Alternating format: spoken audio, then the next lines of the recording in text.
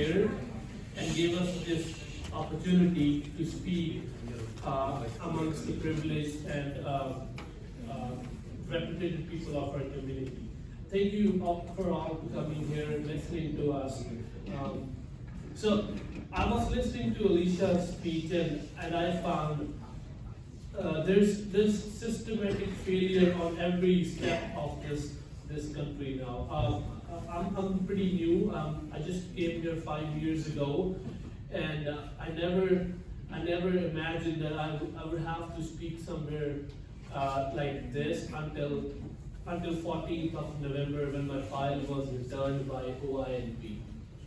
I submitted my file in 2024 with all my documents and the fee that goes to OINP. So OINP is Ontario Immigrant Nominee Program. It started in 2007 and eventually it grows, and there was new opportunities, new streams introduced for workers in Ontario who wanted to settle down in Ontario, stating it as their home.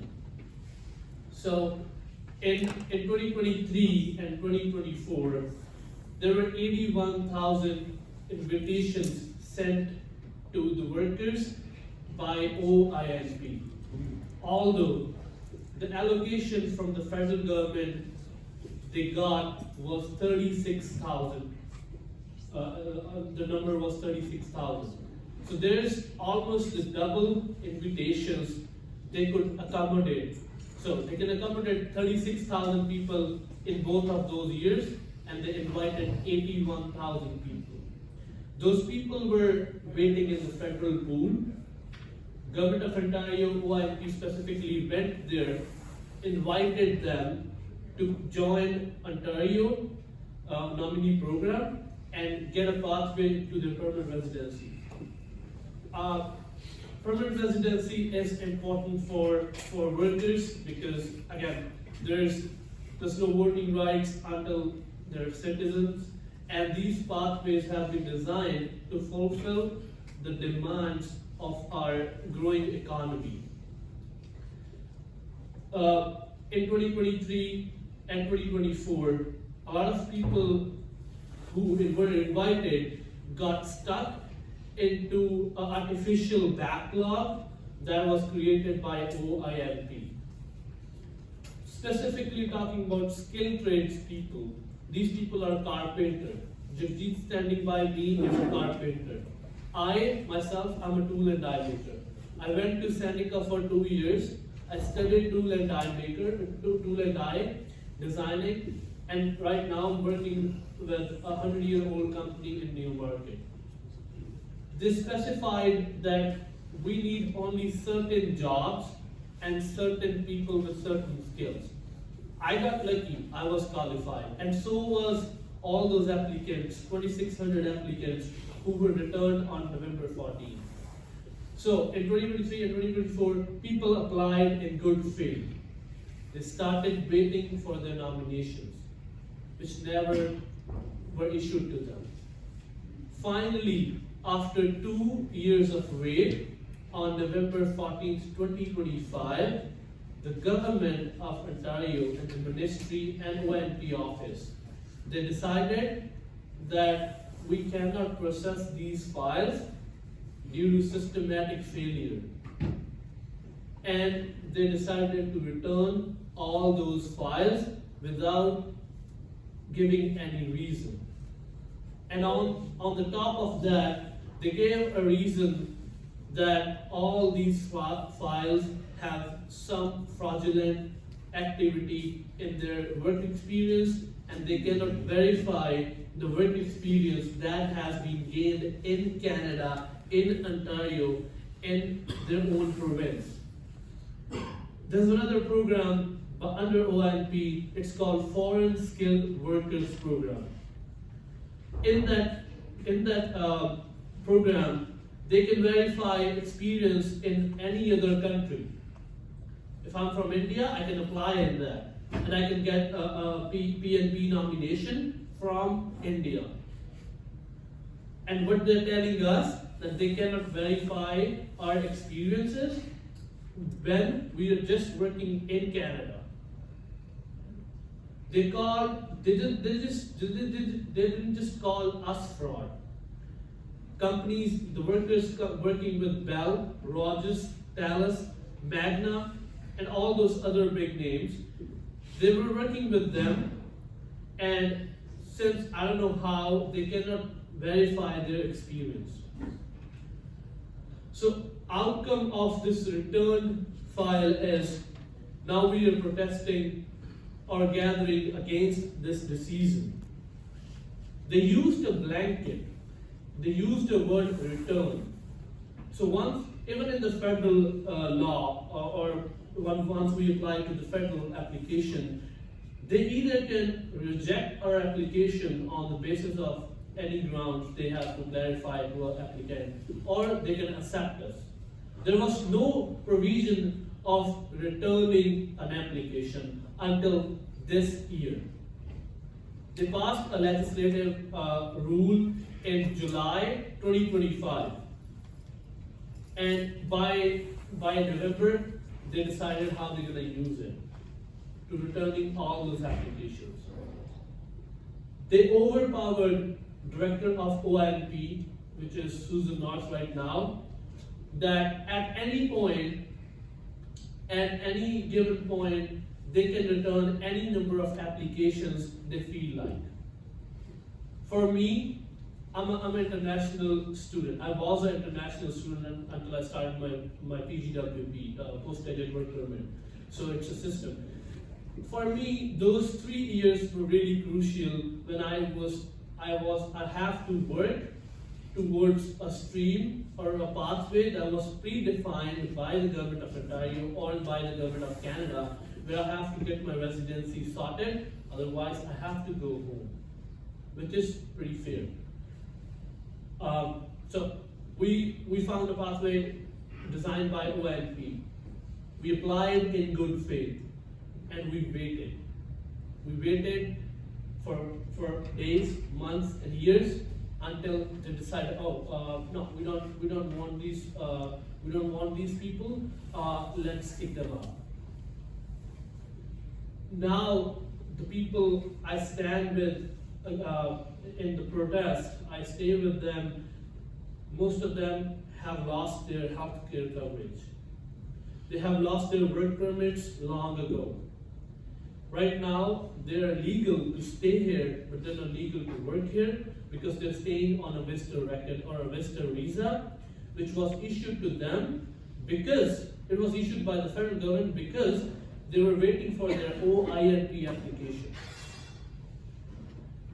The officer who issued them these visas saw a legit reason that they can stay here. But the government has failed us. They have failed every worker who was working towards growing economy in Ontario. I had a chance to speak in legislative assembly, and I said the very same thing. Every sixth worker in our workforce is retiring in upcoming 10 years, and which is a concern for all of us, especially the unions and the manufacturers or the owners for the company. In my own company, my six of my co-workers are retiring soon. They're already 65 and they're still working. They can retire today, and my company owner doesn't have the replacement. And I have just 6 months to work, and then I have to leave this country. So the issue is, if they have invited us, if they have told us to give our documents and everything and the fee, and then they promised us that they will process us. So where is the fairness? Where is the due diligence that they have to do? If they cannot verify people who stay in Canada, how they are bringing people from outside of Canada? How they're able to verify those people? And all these people are hardworking people, carpenters, machinists, tool and die makers, the list goes on. There's too many, I cannot name everybody. Sheet metal workers, a lot of them. So now the government of Ontario is just blaming us. They're trying to say that, oh, we're gonna work with you guys, and then we're gonna help you out. But we found out that they're not trying to do that. Mr. Doug Ford said that in the House that we need these hardworking people. But it's a political gimmick, and then after that they did nothing about it. It's been 2 months now since we are standing outside the Legislative Assembly, and now since it's closed for 3 or 4 months, we're standing outside OINP office where we submitted our files. They have failed us, they have failed our families. And now we are left in a situation where either we go home and then just do nothing, or we fight here, we fight for our rights. There's a judiciary following a judicial pathway that was guided to us, but unfortunately people don't have that much time, because this decision was taken politically. So we want it to be undone politically. It was a political gimmick which they played to. I always call it people pleasing, because the immigration thing is pretty hot now. If you tell people that, hey, we're gonna kick these people out, and people are like, oh yeah, they took our jobs. I never took anybody's job. There was a vacuum. That's why we were invited here. There's still a vacuum that we see in a long-term basis. And being as a government, they're trying to use and throw. They're using this policy since I know how many years. After hearing Alicia's story, I felt like, oh, our problem is nothing against what they're facing from years. This is I'm talking about only 2,600 families or people, but the things they're doing at a bigger level is there's no answer to it. I don't know how far they can go. So we've been already fighting against the government. Socialist.Ca did this. They covered from day one. Michelle was there on day one. We're trying to talk to them, but Mr. David Puccini, he's never interested to listen to people. NDP is trying to talk to them. Our community members, our MPPs are trying to talk to them, but they're not listening, and they're not ready to look into our eyes and tell us, you guys are fraud and you guys doesn't deserve here. And if we are fraud, as they said us, I personally, and all my people who stand in winter in sub-zero temperatures, I make sure that if they prove us fraud, we leave the country same day. There's no going back. I won't even get my luggage from my house if I'm a fraud. They are just denying our 5 years that we have spent in good faith in Ontario. We're not demanding anything. We just want a fair review and procedural clarification, and which is, I think, one of the charter law in Canada. So I know it protects every person who lives on this land. It doesn't matter their statuses. We talked to a lot of guys, a lot of people, and the only outcome we get is that David Puccini and the bureaucrats are being resistant about it. And one of our member of parliament told us that his exact words were, I'll send them home, they have to go home. I don't know, I never blame people for different things, but this is something I feel like maybe it is racism or whatever it is, but if our political leaders will have those kinds of feeling for people who have came here to work, to contribute, and to make their livelihood, it's not the Canada we came to. They're not just failing the system, they're failing Canada as a country.